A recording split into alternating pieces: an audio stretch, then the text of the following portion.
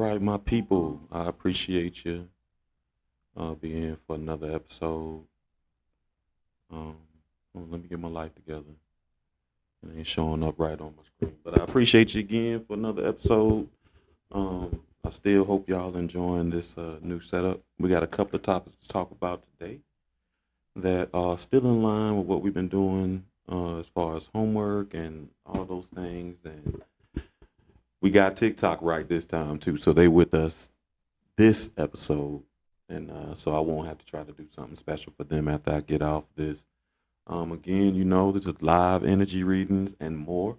We don't have a energy reading tonight, but we have the and more part. I think I am working to try to schedule something for next week so TikTok can get the live experience of a live reading, a live energy reading. So let's get this show started. One before I get deep into the show is some of the concept that I learned about recently, like last week, this week, earlier this week, and it was about so if you're watching, I want you to raise your hand as high as you can. Now, after you got your hand raised as high as you can, raise it a little bit more. So when most people do that, they raise it up. Then when you tell them to raise it a little bit more, they give you a little bit more. And that gap between where they raised it up and the little bit more that they can give is called discretionary effort. And for the most part, when it comes to this healing process, it's all discretionary effort. So we can put in a little bit, but then, as we've been in this boat for a while right now, sometimes you need a little bit more. And that's where that discretionary effort comes in. And I want you all to remember that you also have that discretionary effort. So when things are getting a little bit hard or you're struggling with the healing process, remember, you do have a little bit more in you. So don't forget about that discretionary effort.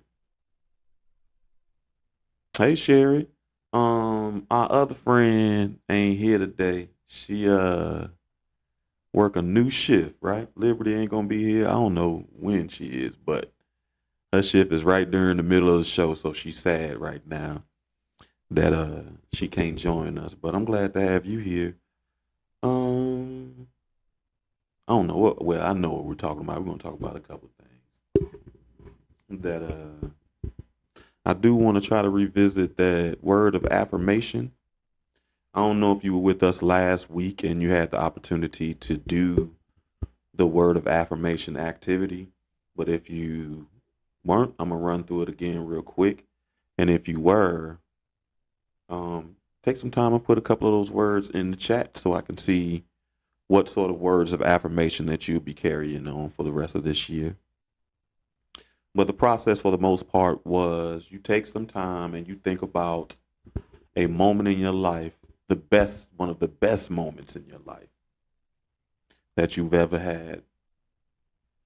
And then after you think of that moment, you take a little time and you write down all of the one word descriptions for your feelings in that moment. So every feeling you felt, just write down one word to describe it in that moment. And then you should have a list of words. I'll give you a little time in case you're doing the activity with me. I should have brought my little timer out here. I got sand timers to help with the Reiki sessions for the most part. So I know because I start doing Reiki and I don't know how long I'm doing it. I know everybody gets at least an hour, but I might be cheating myself because I know they get more than an hour, but I got my sand timers. Okay, so you got a list. Now look at those words on that list or however you wrote it jumbled because I wrote mine in circle. And circle the one word that resonates most with you, that you feel like speaks to you the most or represents your feelings in that moment the most. And that word that you circle will be your affirmational word for the rest of the year, which is why Worthy is still up there. And of course, I'm still leaving Soul Family up there for a little while. It is in case a couple of previous Soul Family members didn't get the opportunity to see the Soul Family name. But yeah, that's what we going by. So we gonna get into what I want to talk about. So this week has been a little interesting. Well, the last couple of weeks per se have been a little interesting for me because they have been somewhat of an exercise of awareness and then an exercise of just listening and paying attention. You know what I mean? So one of the things that excuse me, one of the things that has kind of been a see, I probably should have used my sound pole before I got started. I'm gonna hit it one time real quick. And I'm gonna do it for everybody. That's probably why my voice all messed up. But now I got it, I'll be wanting to use it.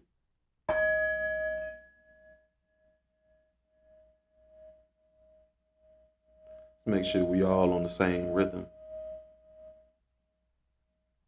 the same communicative vibration.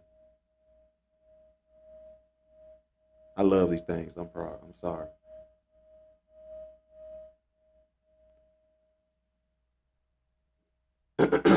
All right, and I got to use them in my new set. My latest sessions. It was exciting. So I love them things, the little one and the big one.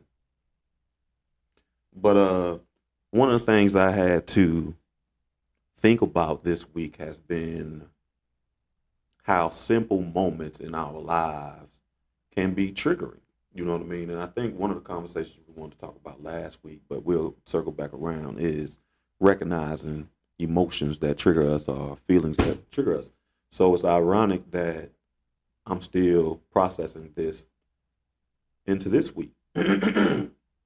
So the first thing that wound up happening was I was in a training and we were asked to think of the best boss that we've had, best supervisor we've had.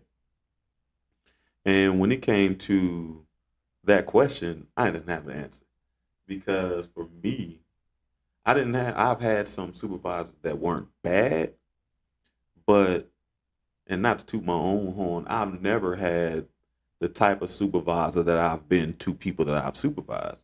So when it came to me, I was like, wow, I never really thought about that. I've never been posed that question.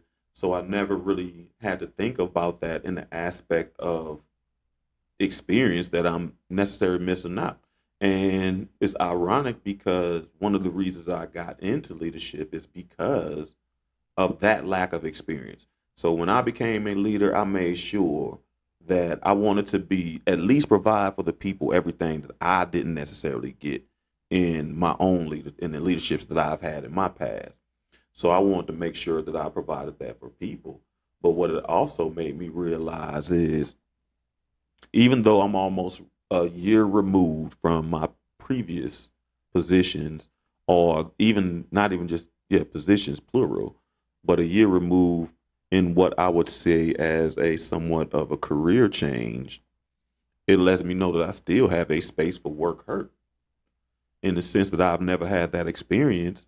And somebody posing that question to me was kind of triggering because then I had to deal with the fact that I've never had that experience, even though I wasn't looking for it, even though I felt like I didn't necessarily need it. I realized that most of those things were coping mechanisms for the lack of having that. And when you have a good supervisor, the interactions at work can be a lot better. You know what I mean?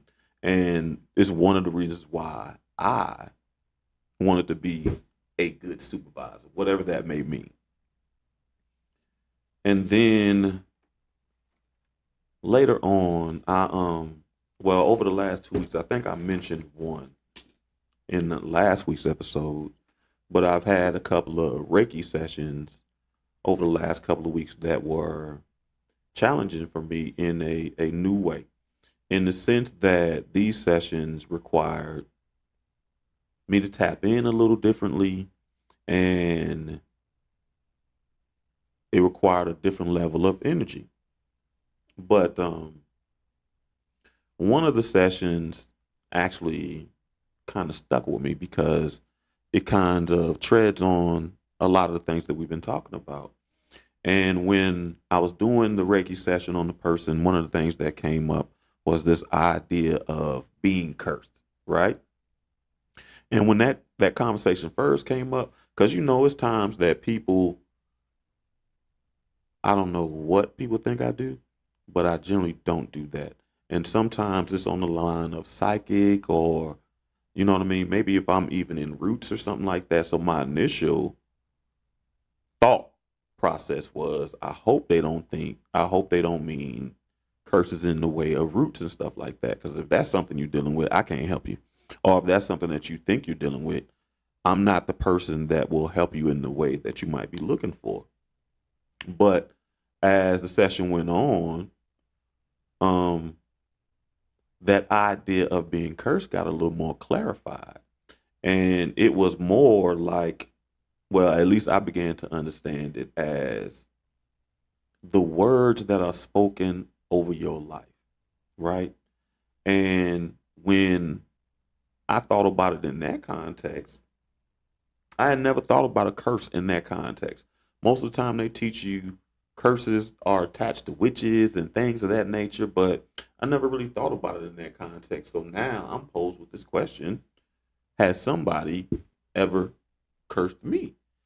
And it's in the context of spoken over my life, and in this context, negatively. And one moment came up that was very interesting for me because some of the people who say these things to you are people that you love, respect, honor. They are some of the most valuable people to you, right? And I remember one time, because I'm not married yet and I don't have children still, but I remember it might be about 5 years ago or something of that nature. I understand that my parents want the opportunity to have grandchildren from me, right? But one of the more important things for me is that I actually do try to raise my children in a healthy household with two parents. So I'd like to be married. I like, I'm on this healing path. So still working on, I'd like somebody who has done the work. But in their frustration, they looked at me and told me I was going to never get married and I was going to never have kids. And that was crazy to me because I never would expected someone that I care for or someone that I love to say that to me. And of course, I'm one of those people who don't mind standing up for themselves at times. So of course, I said something, and all they did was just double down on it. So instead of getting into an argument or anything like that, I just left. And it was funny because one of the things that I told I didn't clarify. As a matter of fact, I clarified this for my men's group meeting, well, the men's group that I'm a part of when we meet on Mondays. And because that idea of curse came up in the men's group too. So again, it's a theme that's been going on. I've been recognizing over the last week or so. And one thing that I do understand about curses in this sense, in the sense that the things that people speak over you, the power in the curse is the power that you give to it. And that's if you're aware of it. And if you believe it, if you feel it's true, if you give it power and authority, it definitely will have power over you. So when somebody said that to me, it was hurtful that they said it, but I'm never giving that power or authority over my life.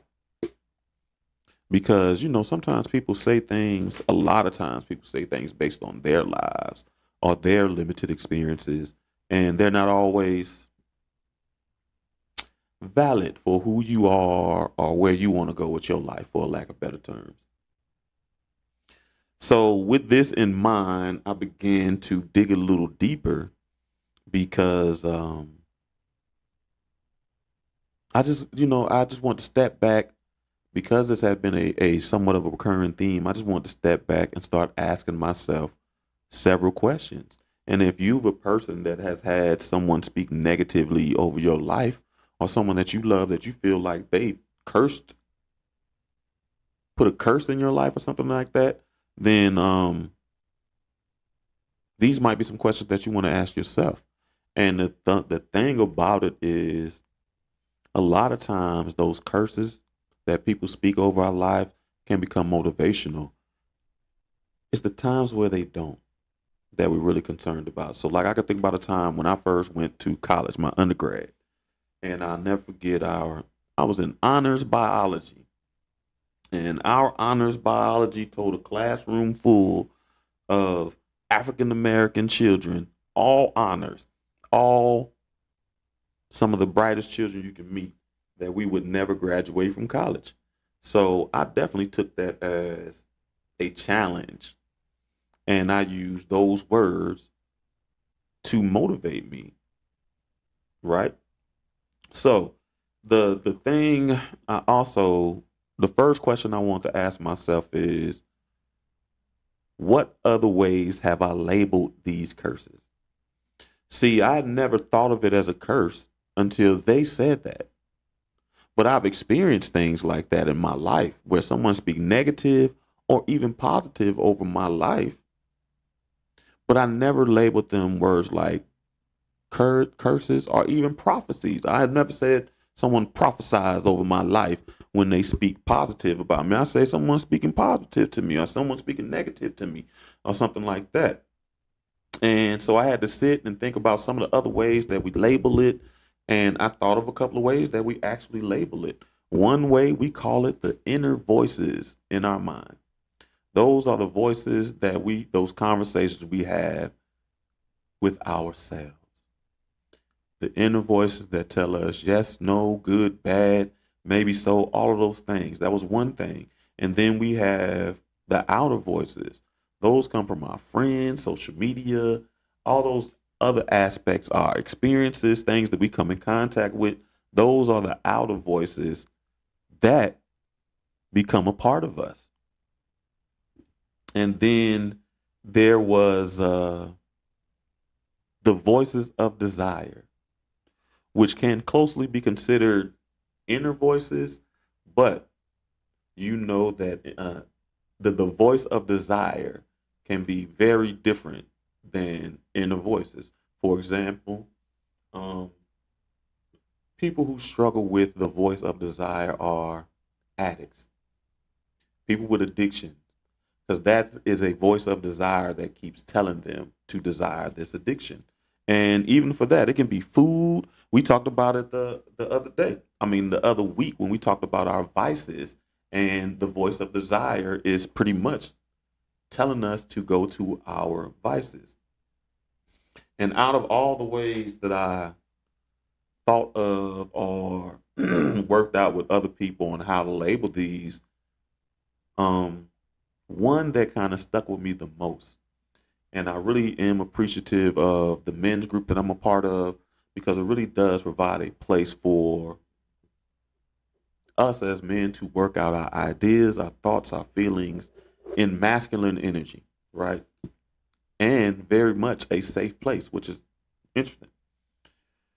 So I think the most interesting way I learned to call this energy or these voices or these curses or whatever you want to call them, the best way to describe them, not even call them, but to describe them, is parasitic. And you see it on time, they say intrusive or anything like that. But the reason why I call it parasitic, because for a lack of better words, they are the ideas of others that live rent free in your head. These ideas may not even be on yours. They may not even be things that you even feel about yourself or have experienced, but somehow you have incorporated them into your way of living. And they're parasitic because they're not symbiotic. You're not gaining, you're not improving, you're not growing from these ideas and concepts and these thought patterns. They're just living off of you and keeping you from being the best version of who you are. So that's why I really did like them being called parasitic thoughts and ideas out of everything. And then the next question I had to ask myself, which you can ask yourself too, is what made me save these ideas in my memory so that they can be incorporated into my essence? So then I had to think about what made me save them. One thing that made me save these ideas, whether good, bad, or indifferent, was the source. So, like I said, coming from someone you love, those ideas can come attached to good intentions or a sense of trust. So you just naturally accept the ideas. And then you deal with experiences. Experiences that you have will help formulate these ideas in your mind. Terrence, happy to have you again, brother. I meant to give you a shout out last night because you know what I mean, I be wanting the other dudes, the other brothers to know that I appreciate you. And I'm talking about a little bit what we talked about last night because I said it came up in my in my day-to-day life. You know what I mean? We're talking about that energy. Hey, pretty black girl, I appreciate you using your comments this time and saying some words. You know I'm a little quiet.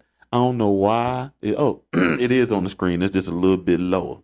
So, but I appreciate you commenting too as well. But Terrence, I'm talking about those parasitic thoughts that we talked about that becomes a part of our essence. Then the next question that I asked myself is, why did I choose these ideas to receive? And a lot of times the question had to come from, were they confirmation of ideas and thoughts I already had? Or did I feel intimidated, such as peer pressure or group think? Everyone else thinks like this, so I should go ahead and do it too. My homeboy told me one time, I'll never forget my first job. I was making cheesesteaks in the mall. And I had a supervisor that every single day somebody would call her a B. And I told my homeboy that, and he said, well, if everybody says it, it must be true. That's one of them ideas where it's intimidating to be the person that thinks outside of that. Just because everybody says it don't mean it's true. A lot of lies have been said by a lot of different people. What your grandma used to say, a lie don't care who tell it. And that's the truth. And then another reason why you will receive it, or why I receive it, was the intentions behind the statement. A lot of times these toxic statements or these parasitic thoughts are given to us in good intentions.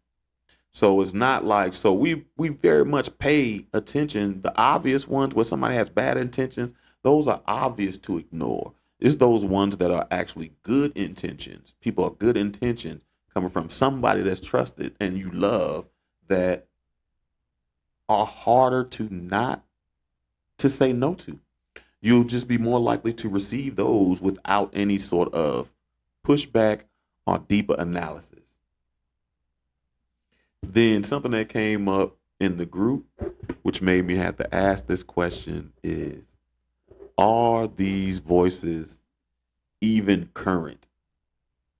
Are these voices even current to today's climate and the experiences I'm having today? Excuse me, I won't go back before I go to the voices are current. A couple more things about how you receive it. One way, like for the example of good intentions, on how did you receive it? I skipped over how did you receive it. So how did you receive these messages? Were they coming from family members? Were they coming from Best example I have is with a verbal. So, best example I have of a verbal example, I mean, a verbal parasitic thought, is teachers. Teachers gave us parasitic thoughts all the time that live rent free in our head. One, the alphabet. So, teachers would say stuff like, I want you to remember this even in your sleep. I remember when I was learning Spanish, they had a lot of little parasitic ideas to make these things just live rent free in your head. And they just told it to you. Or was it something that you read? Was it written down? Was it some story? I'm very careful about the books I read because, for lack of better words, I do not like trauma books. For yeah, I say it like that, but you know what it is. Was trauma corn? What rhymes with corn? Yeah, I'm not into trauma rhymes with corn at all. So I'm very careful about because energy is gonna be passed with word about the words that I read. Or was it something that you see on TV, on social media? How did you receive these messages? How were they given to you? Excuse me. Then the next one is, are these voices current? And the best example that I have when I was thinking about it for myself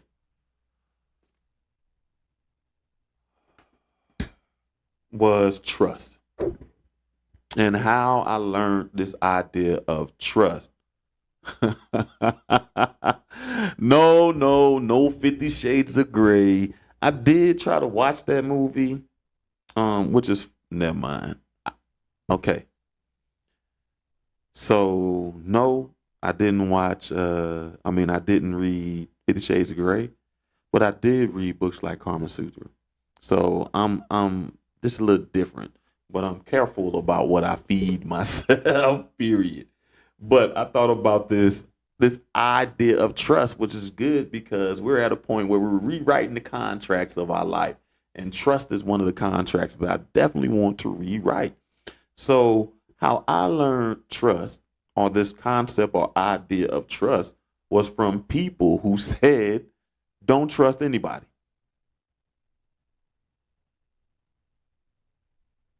Which now that I'm an adult, although I know that that is good intentioned, because essentially you shouldn't trust anybody, I've had a ton of experiences that disprove that statement.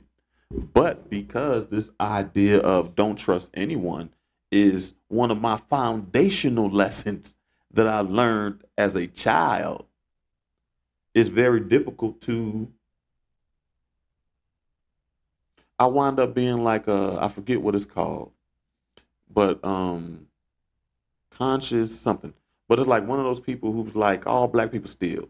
Then they meet a black person that don't steal. Instead of changing their frame of thought, they'll just say, "Well, that one doesn't steal, but all black people still steal." So I was one of those people. Even though I was having experiences where I could trust people, I still had this frame of thought in my mind where can't trust no one. And that is a particularly interesting concept to take into dating because dating and relationships should be built on trust. But if I don't trust anyone, that's a foundational element that I can never build. And then the wild thing is, one of the particular things they told me, or one of the particular people they told me don't trust is women. And these statements came from, that's why a lot of times when I hear statements that guys say about women and so forth, and a lot of the comebacks are, like your mom's a woman or what your mom is thinking. My question is, I'm very curious at what that mom thinks about women, or what that dad thinks about women, or what that aunt thinks about women. Because women can have some very interesting thoughts and perceptions about women, as well as men can have very interesting thoughts and perceptions about men. So, which is one of the reasons why we're talking about looking at the source and how easy it was received from the source. But The one person I would need to trust in relationships is the woman that I pick. But I've been functioning under this idea or this concept where there's no reason to trust anybody. And it's funny, these statements are coming from people who want you to trust them. So then low key, you're developing the skill of not trust. So the skill that I flexed a little bit was not trust. So what happens is those parasitic thoughts lead me, you, and anybody to have the experiences to confirm these thoughts. So, and the experiences that confirm these thoughts are the ones we are most likely to hold on to because this is a foundational idea. So when I dated, or when I go out in this world, whether it be career or dating or whatever, I had a lot of experiences where I interacted with people who were untrustworthy. But that was the energy I was carrying, and that's how I was vibrating. And I didn't realize that. And even when I had the experiences that disproved this don't trust anyone idea, like I said, I just pushed it to the side and moved forward, right? So the next question I asked myself after that is, like I said, is this stuff outdated? Yes, it is very much outdated way of thinking. And we see it all the time. People, especially on social media, in the world, people regurgitating outdated ways of thinking. And they'll even be as bold as to tell you how long ago. Like my great great grandfather told me this and passed it down. Or I got this from my grandmother. Your grandmother is 92 years old. Some of the things she said is outdated. Your mother is at least 20 years older than you for the majority of people. Some of the things they told you is outdated for where we're living. Computers, nothing is the same from 20 years ago, except the advice or the parasitic thoughts and ideas that we're holding on to and guiding our lives by outdated thoughts. And my perfect example is that trust idea. So, man, listen, I am 45 years old. So I was living in the 80s.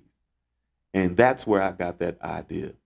There is nothing that is happening that was happening in the 80s, for the most part, that's still happening now in the same way, except this idea of don't trust nobody. So I'm using 1988 ways of thinking to navigate 2024 experiences and events. And a lot of us are using these outdated ways of thinking. And yours might not be from the 80s, but I bet some of them are not even from your lifetime. And then the other thing why I had to think about how these things are outdated, one, I was getting it from people older than me. So that was from their lifetime. And that's based on their limited experiences. And I had a whole different set of experiences from anyone giving me that advice. Because when I was going in my experiences, they couldn't tell me anything about the experiences I had. All they can do was give me advice based on their experiences. So, for example, like when I went to college, my undergrad, I went straight from high school to college. Those parasitic thoughts teach you that that's what everybody does. Whether it be family, whether it be schools, whether it be everything, they teach you that everybody goes straight from high school to college. And then you go to college and find out the average graduating age is 26. Very few people go straight from high school to to college. But this is an outdated mode of thinking that we've been holding on to, and it's based on other people's limited experience. So everybody, generally, most of the people who told me that, that is not the path that they traveled. A lot of people took time off and worked. A lot of people went to the military. A lot of people did a lot of different things before they went to undergrad, right? So recognizing that some of these parasitic thoughts or some of these curses or some of these ideas come from people who lived in a different time and had very different experiences than you. So they may not be um, helpful to your life. And as I was saying, you'll have many experiences that disprove what you've experienced. And I know just off the top of my head, just even thinking about trust, I can name at least 10 women that are trustworthy, right? Or should be viewed as trustworthy. But I am still working on that trust thing because of this foundational idea that I'm just coming to realization that is old and outdated. Now, not say that you should trust everyone, but there's another way to be able to decide who's trustworthy and who's not. And that is more helpful than saying don't trust anyone, because then you won't even recognize or develop the skills on how to recognize who is trustworthy or who you can love, who you can give to. All those things. We just don't learn those skills because we're functioning at a deficit with these parasitic thoughts and ideas. And another example that I had, so as I said, I was doing Reiki. I had a couple of Reiki sessions, and one of them was a Reiki specialist themselves. So I can't always do work on myself. So I always need help, especially to get my back. I can't Reiki my back. And the funny thing is, I really never ask anyone from my tribe. And my tribe is the people who took the class with me. I never asked any of them. Of course, it was the majority of women. As a matter of fact, it was all women. It was like 15 women and 2 men, me and my homeboy. So now I'm here with this woman, Reiki specialist, who can do Reiki on me. And I asked them. And the first thing I said to them was, now I don't trust no woman. And all these ways that I've shown that I trust women, all the women that I've experienced that are trustworthy, the first thing that pops up is that parasitic thought, that foundational thought that is outdated, came up in my mind. And I struggled hard to even be able to allow them, put myself in that vulnerable position to allow them to do it. And it's funny because I put people in that position all the time. And I've been in that position myself before, but now I'm at a different level of healing and battling with a different event or a different opponent. And this was funny because one thing they said something very simple to me. And they said, you gotta let go of your ego. And it was funny because I never thought of that conflict, that internal conflict, as ego. But it is. Ego is what made me hold on, but made me struggle to let go of ideas and experiences, especially if I put them in a place of they have helped to shape my life. I know I'm looking off on the side sometimes because, we got multiple screens now. I'm trying to see what's going on. TikTok, if you talking, I apologize. I ain't seen you. Let me check real quick. Doo-doo-doo. All right, we good. All right, so we're going to keep it moving.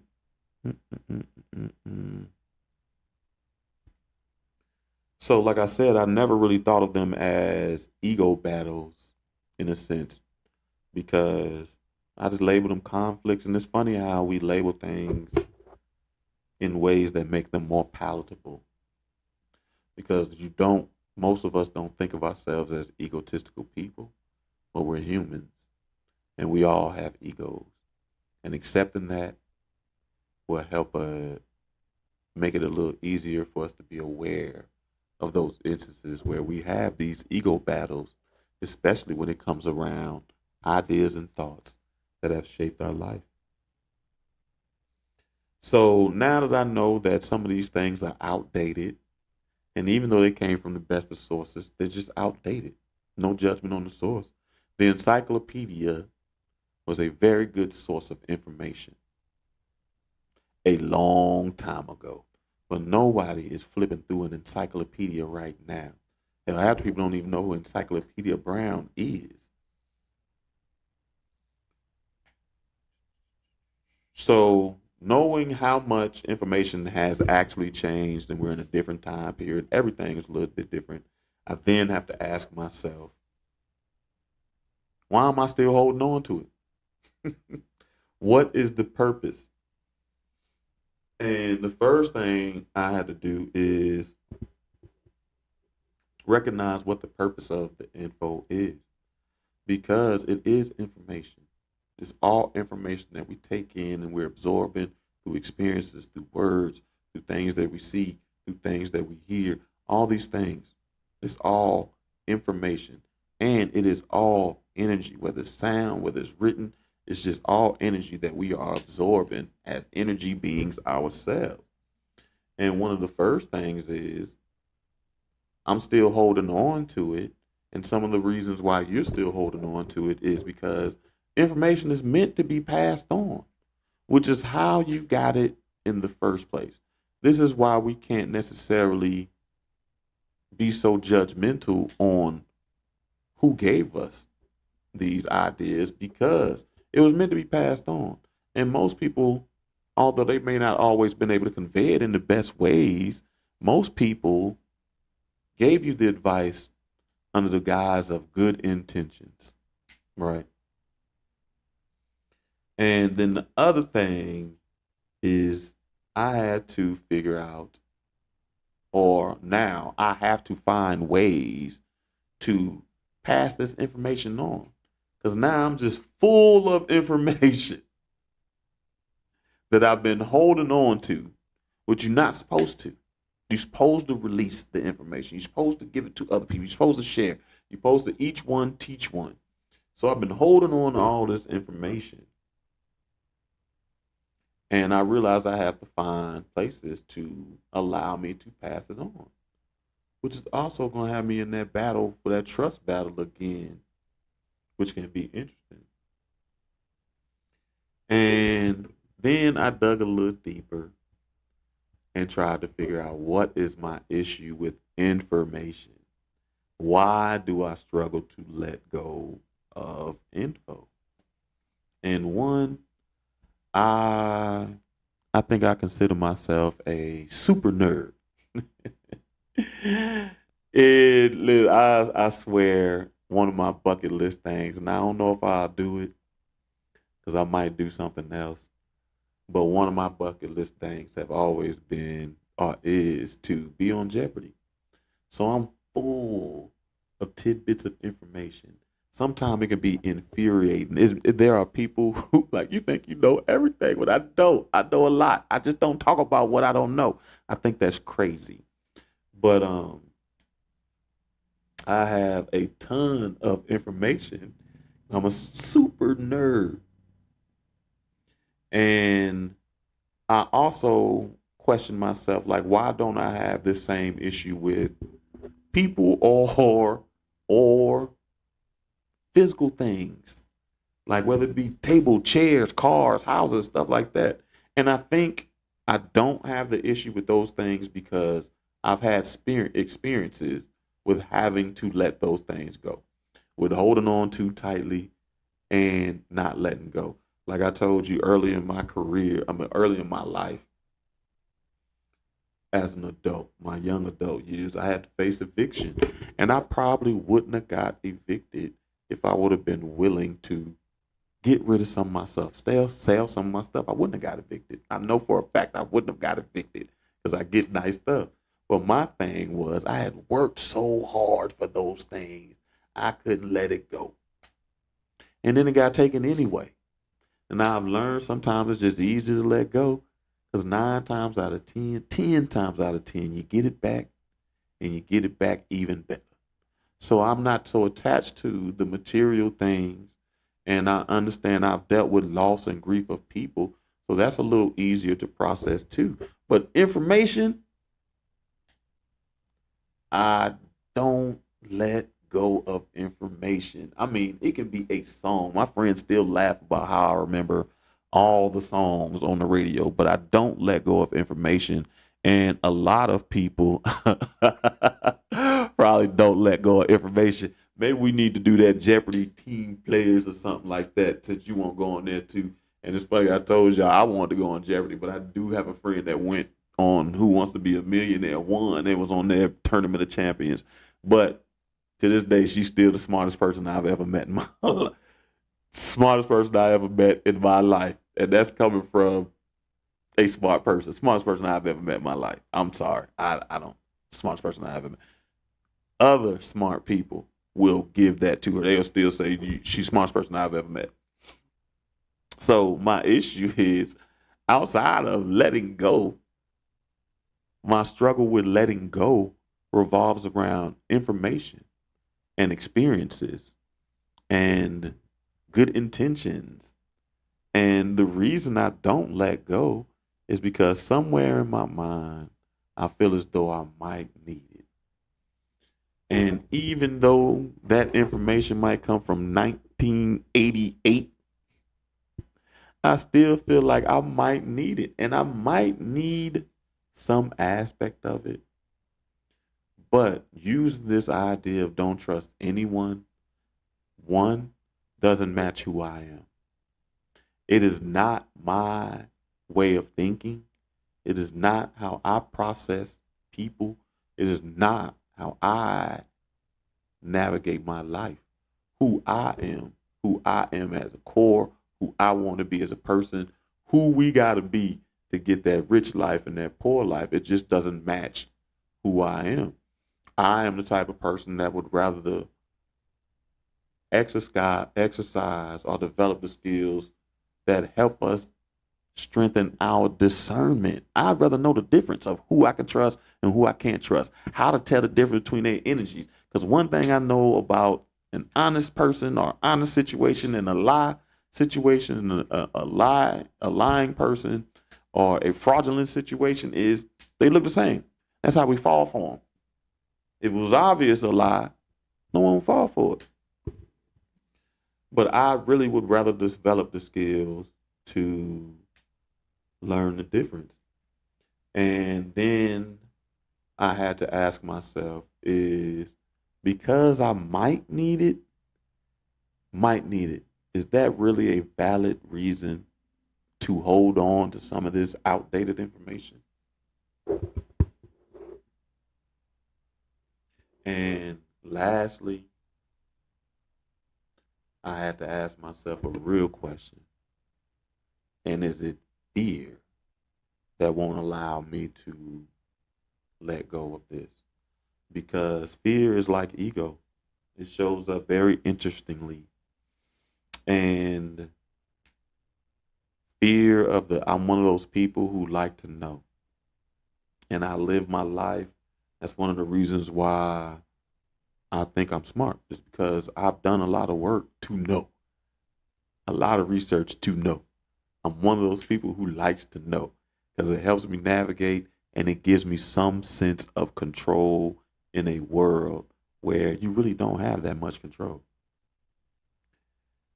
Am I really afraid of letting go and then having nothing? Or am I afraid of not knowing who I am without these things? Or am I afraid that I won't have the skills to be able to discern the new information I should incorporate into my life to fill the place of the outdated information? And that, y'all, is this week's episode. So we're gonna switch it up again. I hope you've enjoyed this episode. We're a little bit shorter than normally, but I don't think we're gonna cry this time. I appreciate it. Cat, I ain't even know, but I appreciate your thumbs up, Cat. Now my alerts are coming through, telling me who's giving shares and likes and stuff. Although I'm still mad it doesn't show up on the screen. TikTok, I hope you enjoyed us for a little bit. Instagram. I hope you enjoyed us too. I always forget to go live on y'all, so having y'all here this time is exciting for me too. Look like my camera a little twisted, but I thank you. I want to make sure that we're thinking about those parasitic thoughts or those ideas that have become a part of our lives that don't really help us. They're just kind of feeding off of us and keeping us from reaching our full potential by filling us with fear or emotions that don't match who we are or where we want to go as a person or as a people. And ask yourself those questions. Where did I receive it? How did I receive it? What did I receive? Why am I still holding on? What is the benefit? Is it outdated or is it current? So those are questions you ask yourself. And hopefully you catch us Thursday for Thursday Night Book Club. We're still reading, what is it? Before I Let Go by Kennedy Ryan. And it's seems to be a book about relationships and divorce and family. So if not, catch us next week for live readings and more. But hopefully we see you Thursday for book club. And I hope you all have a great remainder of your week. Hope you don't get rained on. It's raining outside for me. And remember, take the small victories and try to live in a space of gratitude. I thank you so, family. And remember my word,